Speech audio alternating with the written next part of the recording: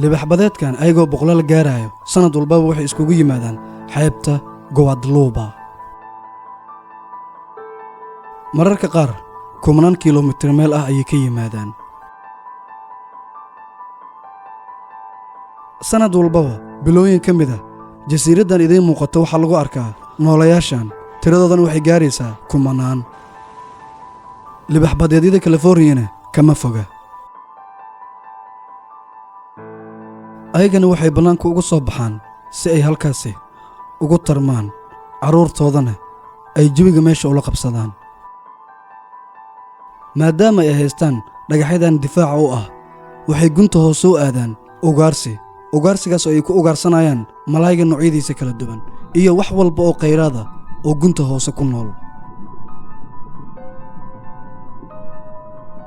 ayagana waxaa ku soo biiray noolahan wuxuuna ka yimid waqooyiga Ameerika.